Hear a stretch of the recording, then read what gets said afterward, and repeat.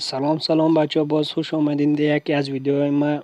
جعبه کشایی داریم، سری کار 98 که تازه آمده 2181 بیسی داریم. خدا کنه که دی 2181 بیسی ایره تا کلمسی رسانده بیتانیم. اگه چانس داشتیم، اگه چانس نداشتیم گرفته میمونیم، بعدم با کلمسیش میرسانیم دیگه.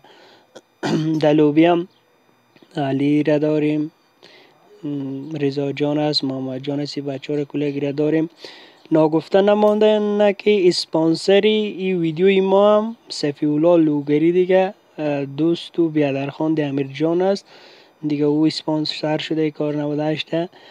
بیاین دطعی اول در نام صفی‌الله لوگری دیگه اسپانسر خودی همی کار 98 میزنیم چی میشه.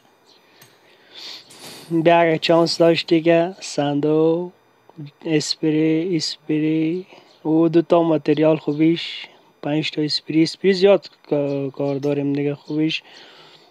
بازی دتایی را در نام علی رضا، در نام رضا میزنیم هر شکل شد. این یک متریال خوبیش اسپری او رضا که چانس نداشتی دیگه. نی دتایی را در نام محمد جان میزنیم هر چی که شد. اسپری بعدش هم هیچی نداد. این دتای دیگر هم در نام علی میزنیم هر چی که شد. ده 100% شاید کار 98 بیته. ببینم نه اسپری او چقدر با چانس شدیم دیگه. این دتای را در نام خود میزنم، بیا بیزم که لکی برو اسما بدید دهی میفهم که میته 100% کار 98 بیته وی نداد لکی را هم پورا نشده دیگه. این دتای دیگه را در نام رفیع میزنیم. رفیع فعلا دلوبی کردیم ما نیست. این دتای را در نام رفیع بیزنیم بیز کار 98 میته. بدون از کار 98 یک چیز دیگه شه باید بیته. بیایم بیزنیم هر چی که شد. اینه کار 98 اول داد. رفیع دیگه چانس تا بعد از کار 98 معلوم بود. 3 تا اسپری والا دیگه نتونستیم، فقط همه کردیم که کار 98 بگیریم اما نتونستیم بالا لیولش زیاد ببریم دیگه. کار 98 خوب گرفتیم ببینیم چی میشه.